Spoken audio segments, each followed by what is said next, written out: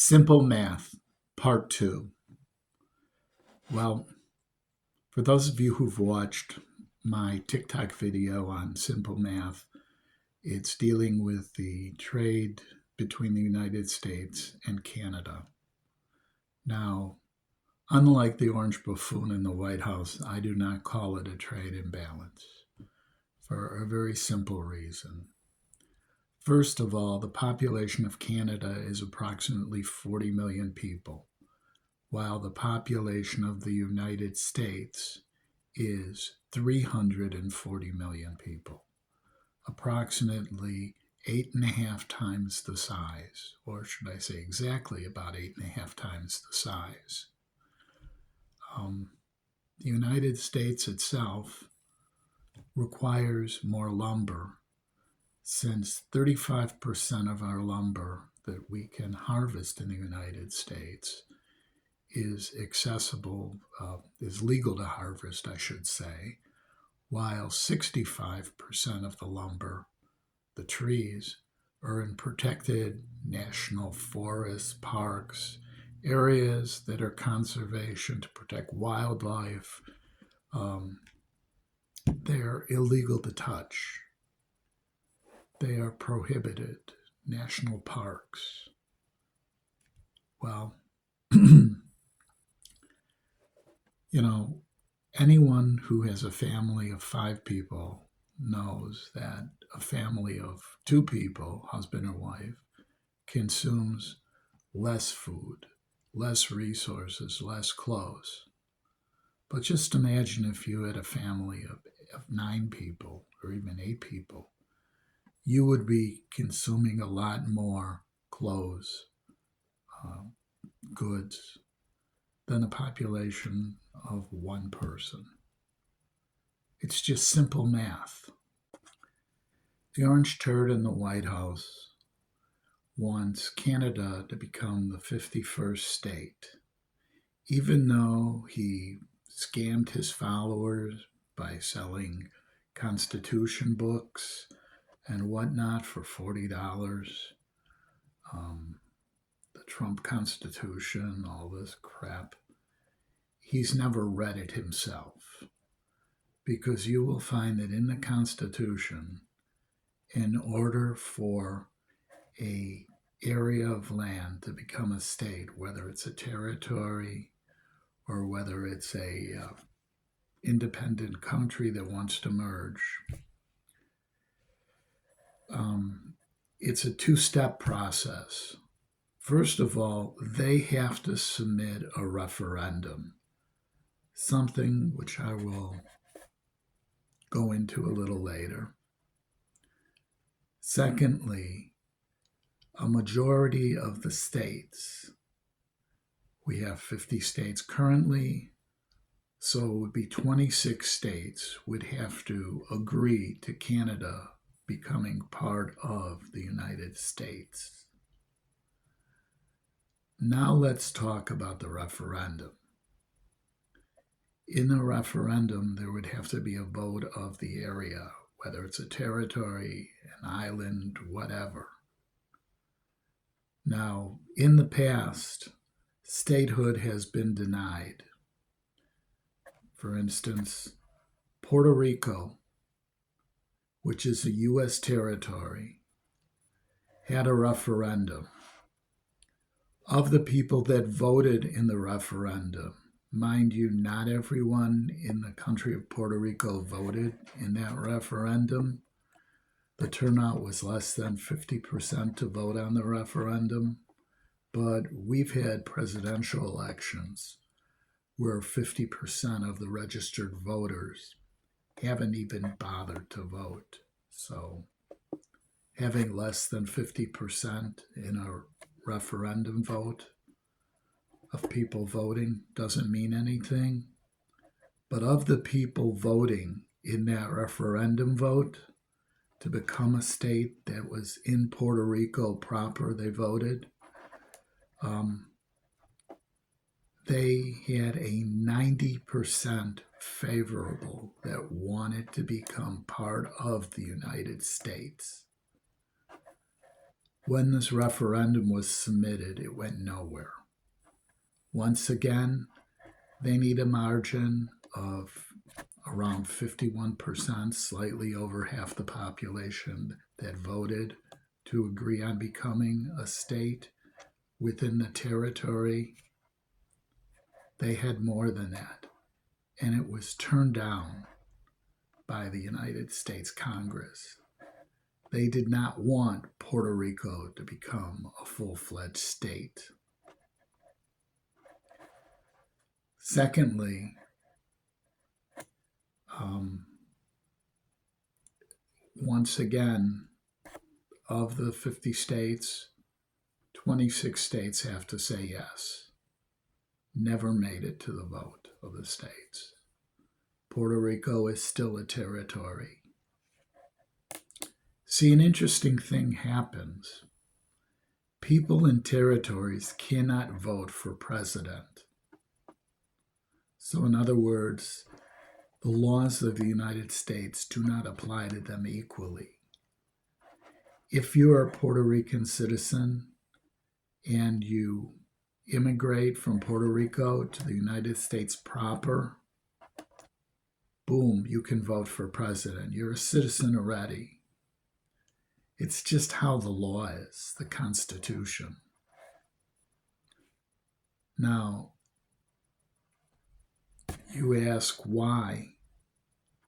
I don't think that the majority of the senators and congressmen would vote to make Puerto Rico, or for that matter, to make Canada part of the United States.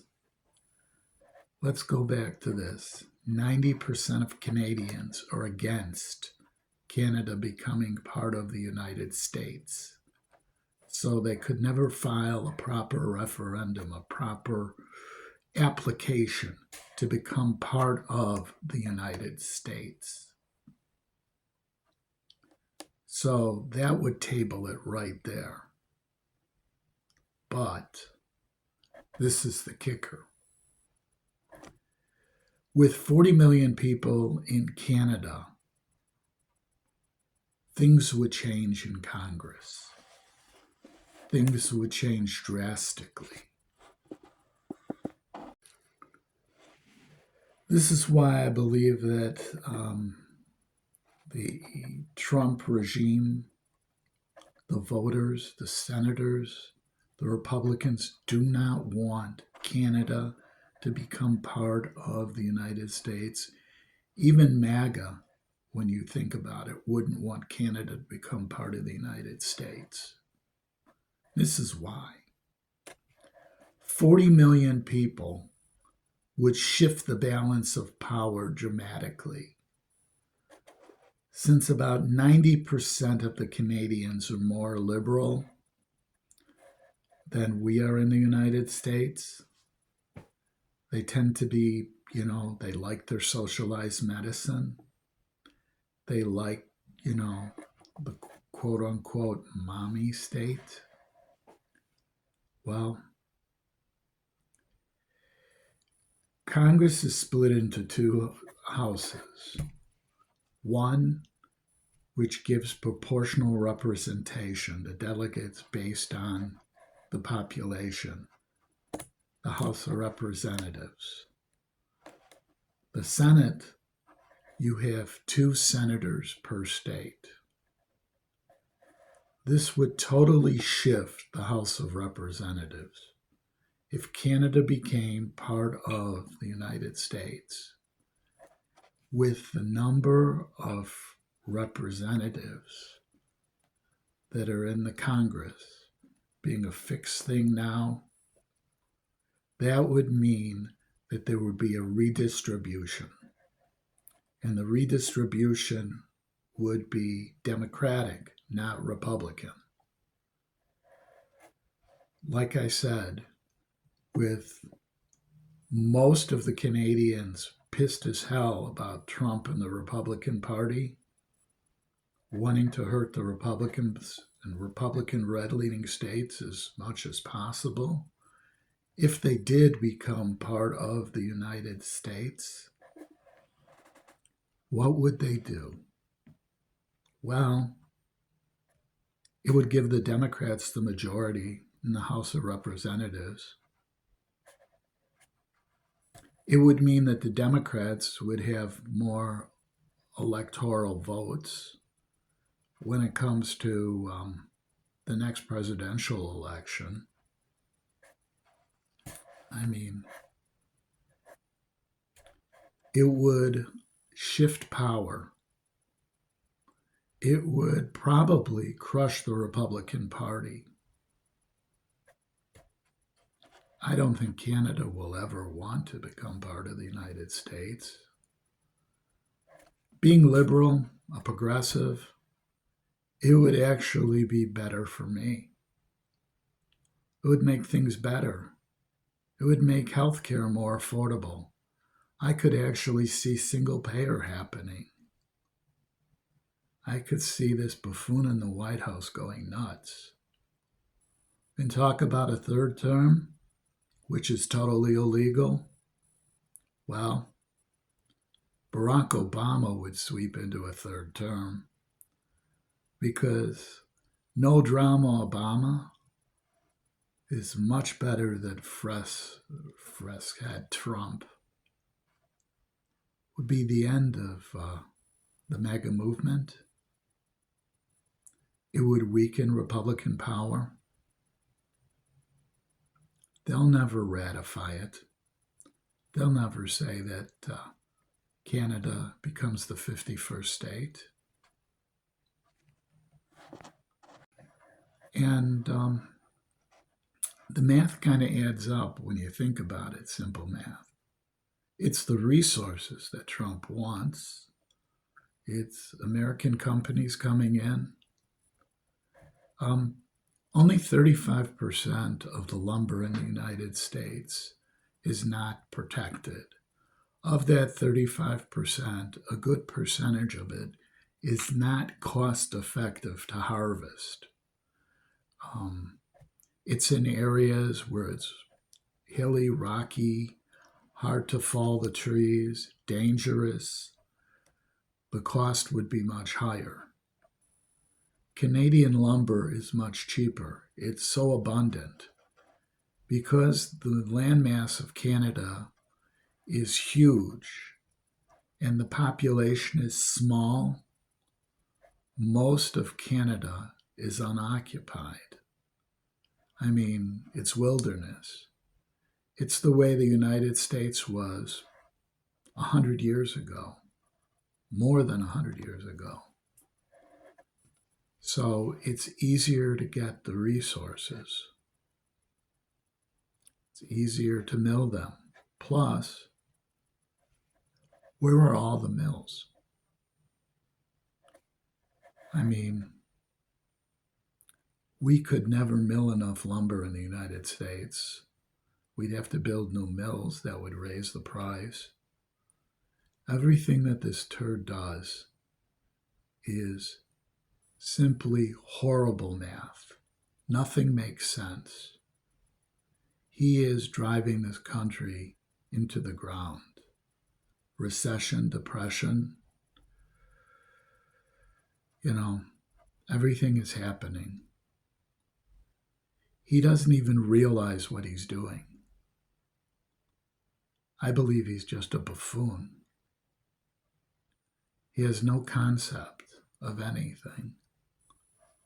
They say the simple math about it is the casino has the advantage. You set the slot machines so they pay out based on so many pulls, one coin, jackpots. Everyone thinks it's gambling, but it is a gamble. The house always has the edge. It's just simple math. Well, we're screwed. Fun times ahead. At least the courts are holding up.